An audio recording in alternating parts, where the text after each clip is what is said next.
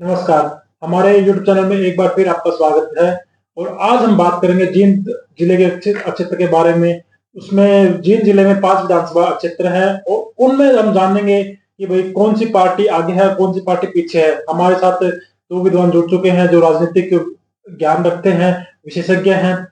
सुनील जी, सबसे पहला सवाल आपसे है कि जींद में आपको कौन सी पार्टी और कौन से क्षेत्र से पार्टी आगे लगती है आपको? जींद जिले में 5 विधानसभा क्षेत्र हैं और जिनमें से 3 में स्थिति क्लियर है, लेकिन 2 सीटों पर अभी कुछ कहना बड़ा नाजुक है। नरवाना सीट की बात करते हैं। सबसे पहले जो सिरसा विधानसभा लोकसभा क्षेत्र में आती है, यहां से INLD एज में दिखाई देती है। यहाँ जो विद्या रानी दनोदा है, आज उनकी आवाज ज्यादा है और कांग्रेस और बीजेपी के दोनों ही कैंडिडेट संघर्ष में दिखाई देते हैं। लेकिन विद्या रानी को जो जन समर्थन मिल रहा है नरवाना में, वो देखने लायक है। और आज नरवाना के किसी भी गांव में चले जाएं, विद्या रानी की चर्चा है और वहां के लोग विद्या रानी को जीता मानकर चल रहे हैं। दूसरी सीट है उचाना। उचाना का इलेक्शन अभी क्लियर नहीं हुआ है। पहले उचाना में विकास कारा की भी ठीक हवा थी और दिलबाग संडील की भी, लेकिन अब धीरे धीरे स्थिति वहां बदलती नजर आ रही है।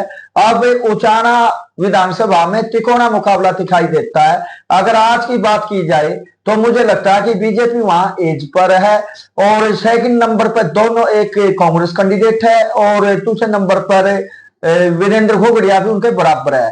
ये तो उचाने के लोगों के विवेक पर डिपेंड करता है कि वो किस पार्टी को जिताएंगे और किसको वो अपना MLA बनाना चाहते हैं। लेकिन आज के दिन कोई क्लियर स्थिति वहां नहीं कह सकते कि इन दोनों में से वीरेंद्र घोगड़िया और ब्रजेंद्र सिंह में कौन मजबूत है।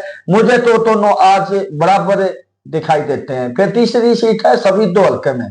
सभी दो हल्के में 4 पूर्व विधायक इलेक्शन लड़ रहे हैं, जिनमें से बच्चन सिंह आर्य, जसवीर अंटेवाला और सुभाष गंगोली, और बीजेपी की तरफ से पंडित राम कुमार गौतम जी हैं। लेकिन पंडित राम कुमार गौतम जियों के खिलाफ वहां बारी का नारा लगा हुआ है और जितनी ज्यादा मेहनत जसवीर अंटेवाला कर रहे हैं वो भी देखने लायक है, क्योंकि आज सभी दो हल्के में उनकी मेहनत का ही कारण है कि हर गांव में उसके कोई वोट मांगने वाले रिश्तेदार, यारा प्यारा सब लगे हुए हैं। और इकोनॉमिक रूप से भी जसवीर अंटेवाला मजबूत हैं और वो भी टक्कर बनाए हुए हैं। आज सभी दो हल्के में चारों कैंडिडेट बराबर स्थिति में नजर आते हैं, लेकिन थोड़ा फायदा सुभाष गंगोली को कांग्रेस टिकट का मिलता दिखाई दे रहा है और वे आज थोड़ा एज में हैं, जबकि वो तीनों कैंडिडेट भी उनके इक्वल है। रही बात जुलाना विधानसभा की, जुलाना विधानसभा क्षेत्र की पूरे हरियाणा में, पूरे हिंदुस्तान में चर्चा है। और यहां से आज अगर कांग्रेस के कैंडिडेट जो टिकट मांगने वाले थे उनकी बात की जाए तो उनकी नजर में तो जुलाना हल्के में मुकाबला बड़ा टफ है। लेकिन जो जुलाना हल्के की आम जनता है वो ये मानकर चल रही है कि विनेश फोगाट यहां से बड़ी भारी मतों से विजयी रहेगी।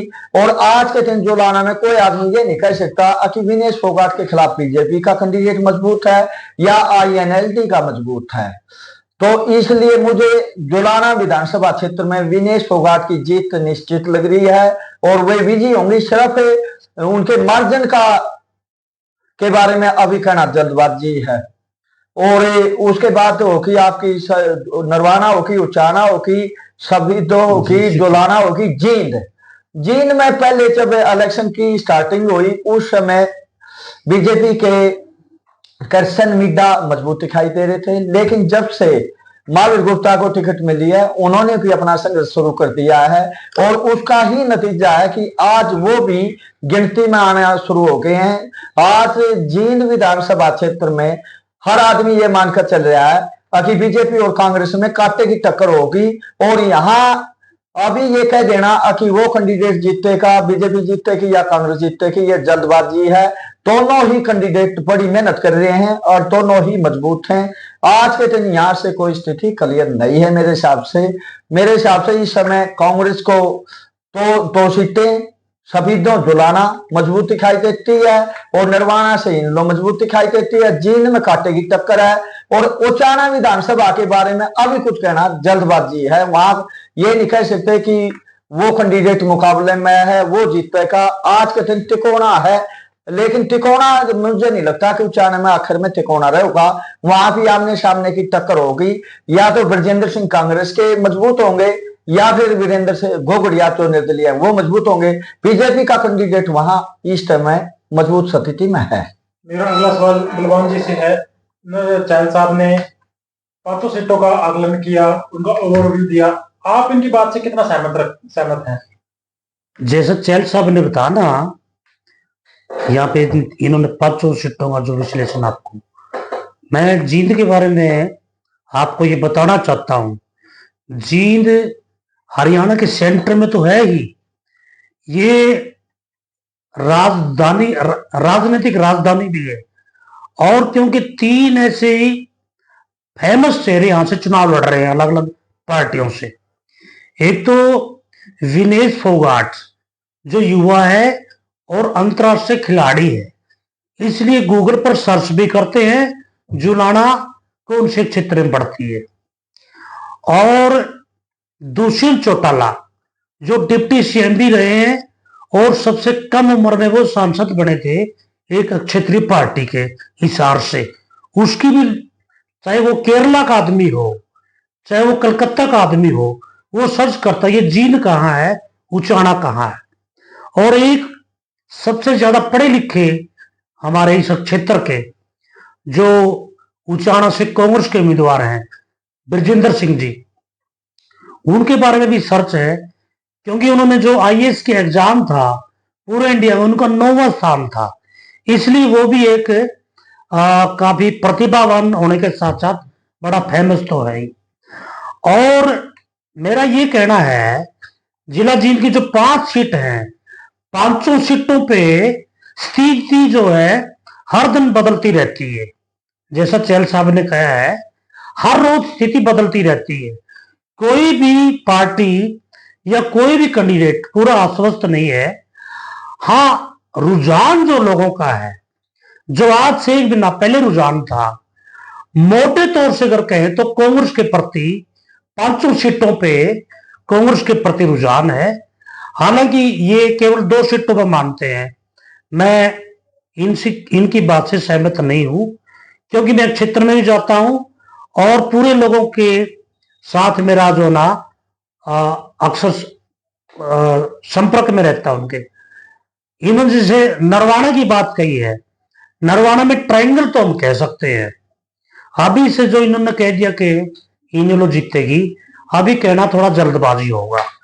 उसी प्रकार से जींद की जो हरियाणा की बल्कि जो सबसे हॉट सीट है उचाना, उचाना में पहले 3 निर्दलीय थे मैदान में और तीनों की का जो प्रचार है वो बड़ा मजबूती के साथ चला था टिकट बंटने के तुरंत बाद। लेकिन अब धीरे धीरे निर्दलीय जो उम्मीदवार हैं उनका काफी बदलाव उनके, और उनका चर्चा तो यहां तक है कि निर्दलीयों का जो चुनाव प्रचार था वो काफी डाउन है। और बीजेपी के बारे में ये कहना है स्पष्ट तौर से कि उचाना में बीजेपी ने लोकसभा का अगर हम गणित चेक करें 45,000 वोट लोकसभा में बीजेपी को मिले थे, और इस बार बीजेपी जो है और भी कम आई है। उसको कोई मानने के लिए तैयार नहीं है कि 45,000 वोट वो ले लेगी। तो इस प्रकार से अगर आप गणित चेक करोगे उचाना विधानसभा का, हमारा मानना यह है 55,000 से ज्यादा जो वोट लेगा, किसी भी पार्टी का हो, कोई भी उम्मीदवार हो, वो जो ना वहां का विधायक बनेगा। तो आज की स्थिति में बीजेपी तो उसके नजदीक नहीं है 55,000 की, और कोई भी जो इंडिपेंडेंट है वो भी कोई उसके नजदीक अभी तक हमें नजर नहीं आता। बल्कि कांग्रेस पार्टी, चौधरी बीरेंद्र सिंह का अपना जो असर है वहां पे उस इलाके में, उसकी जो जड़ें इतनी गहरी हैं, वो हमें वहां पे काफी स्ट्रांग दिखाई देता है। जुलाना में एक तरफा जीत जो है ना कांग्रेस की स्पष्ट हो चुकी है। सफेदों की जहां तक बात है, सफेदों में ब्राह्मण उम्मीदवार है बीजेपी का, बड़ा चेहरा है ब्राह्मणों का भी, और उम्र में भी वो बहुत बड़ा है। लेकिन उसकी जो बोल है, उसको जो बड़बोला है, उसने 2-3 बार जो एक जाति विशेष को भी अपना गुलाम बनाने की जो मानसिकता थी उसकी, और सभी जो वहां के वोट है उनको जिस तरीके से धमकाया था कि जो मुझे समर्थन नहीं देगा, जो राम कुमार गौतम को समर्थन नहीं करेगा, तो उसका जो है बीज भी नहीं पैदा होगा। ये 2-3 घटनाएं ऐसी हैं जो उसके विपरीत चली गई हैं, और इससे कांग्रेस को वहां पे बल मिला है। और जहां तक जींद शहर की बातें हैं, यहां भी चुनाव काफी करवट बदलता हुआ दिखाई देता है। अभी स्पष्ट कहना बड़ा मुश्किल है। हाँ, कांटे की टक्कर है बीजेपी वर्सेस कांग्रेस में, ये मेरा मानना है। जींद की 5 सीटों पे फिलहाल कांग्रेस का थोड़ा सा मुझे पलड़ा भारी देता है, 5 सीटों पे फिलहाल। तो कल देखते हैं। और एक आखिरी हफ्ते में हमने एंट्री ले ली है, आखिरी एक हफ्ता केवल चुनाव का बचा हुआ है, और मुझे लगता है कि 1 या 2 तारीख को चुनाव की तस्वीर जो ना लगभग क्लियर आपके सामने होगी। मैं नेरा साहब की गंखरी बातों से इत्फाक रखूं, लेकिन एक बात और मैं जोड़ना चाहता हूं। पिछली बार जो विधानसभा इलेक्शन हुए थे उसमें जेजेपी का वोट परसेंटेज और सीटों की संख्या बड़ी अच्छी थी, लेकिन इस बार मुझे लगता है कि जेजेपी का जो पिछली बार 14% वोट बैंक था वो घटकर शायद 1% के नियर अबाउट उठा हुआ है, और जो सीटों की संख्या है वो शायद 0 ही रह जाए। कहीं से भी मुझे नहीं लगता कि जेजेपी को इस बार कहीं कोई जीत नसीब होने वाली है। हाँ, इन लोगों का ग्राफ इस इलेक्शन में मुझे लगता है वोट परसेंटेज के लिहाज से भी और सीटों के लिहाज से भी, पिछली बार आईएनएलडी ने सिर्फ 1 सीट एलनाबाद सिरसा से अब चुटेला भी जी रहे थे, लेकिन अब लोगों में चर्चा है कि शायद आईएनएलडी 3 से लेकर 5-6 सीट तक के विजयी प्राप्त हो। तो ये मेरा कहना था। और रही बात अभी इलेक्शन की, हाँ, इस बात से मैं भी इत्फाक रखता हूं कि अभी 2 सीटों पर इलेक्शन इतना क्लियर नहीं हो पाया है। जैसे उचाना के बारे में अगर आज कोई ओपिनियन देव है तो वो जल्दबाजी है, ठीक इसी तरह से जींद के बारे में भी मेरी ये सोच है। लेकिन जुलाना, सफीदों और निर्वाणा के बारे में मैंने लगता है कि शायद जो मैंने बोला वही रुझान रहे और वही नतीजे में तब्दील हो। अच्छा, आपका कहना ये है कि जितने भी 5 सीट जींद जिले की, इनमें से कांग्रेस वर्सेस बीजेपी है, आपको नहीं लगता कोई निर्दलीय भी यहाँ से सीट निकाल सकता है? ना, निर्दलीय यहाँ से कोई नहीं निकालेगा, लेकिन निर्वाणा की मैंने बोल रहा ना कि आईएनएलडी की सीट हो सकती है। निर्दलीय जैसे जुलाना में चर्चा है सुरेंद्र लाठर के बारे में। सुरेंद्र लाठर जो है आईएनएलडी की टिकट से हैं, पहले वो बीजेपी की वो लेना चाहते थे। और निर्दलीय सफीदों में जसवीर अंटेवाड़ा और बचन सिंह है। जसवीर अंटेवाड़ा और बचन सिंह आर्य भी मेहनत काफी कर रहे हैं, लेकिन वो भी ये नहीं लग रहा इस टाइम पर कि वो विजयी शायद कोई प्राप्त कर सके। रही बात उचाना के बारे में, निर्दलीय के बारे में, उचाना के बारे में तो अभी स्थिति नीड कुछ दिखाई दे रही। हाँ, लेकिन मुझे लगता है वीरेंद्र घोगड़िया और जो ब्रजेंद्र सिंह है, लास्ट में उनमें से देखने वाली बात होगी कि ब्रजेंद्र सिंह मजबूत होते हैं या वीरेंद्र घोगड़िया। अगर वीरेंद्र घोगड़िया मजबूत हो तो फिर वो सीट शायद निर्दलीय पर भी चली जाए, लेकिन जिसकी संभावना मुझे कम दिखाई देती है इस टाइम पर। जो मेरी सोच है, जितना इलेक्शन बढ़ेगा उतना ही वहां ब्रजेंद्र को फायदा मिलने के चांस ज्यादा है।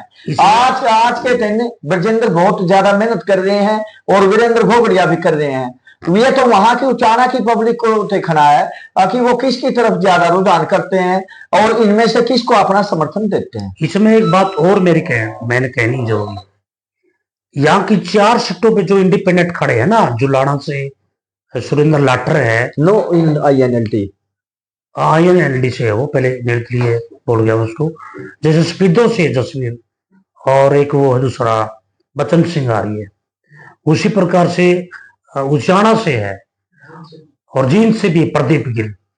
हालांकि एक फेमस चेहरे है तो इसमें कोई दो राय नहीं, उनका अपना पेश भी है 3 सीटों पे, इसको हम नकार नहीं सकते। उनके वोट हैं और वो कोई विवादित चेहरे नहीं है, एक तो ये देखने वाली बात है। लेकिन एक चर्चा ये है आम देहात में खासतौर से किसान वर्ग में और दलित वर्ग में भी, कि ये लोग कहीं ना कहीं बीजेपी को न स्ट्रॉन्ग कर दे, इसलिए उनके खिलाफ एक पॉइंट नेगेटिव जाता है। और वास्तव में जो ना फिर लोग ये मन बनाने के लिए तैयार हैं कि हम राष्ट्रीय पार्टियों को वोट देंगे, क्षेत्रीय पार्टियों का जो है वो कहीं ना कहीं वजूद खत्म हो चुका है ऑलरेडी।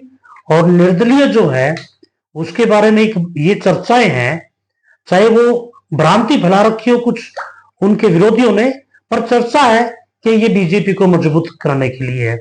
इसलिए जनता ने मन बना लिया है या तो कांग्रेस को वोट देंगे या बीजेपी को। ये मेरा यहाँ पे 500 सीटों का माना।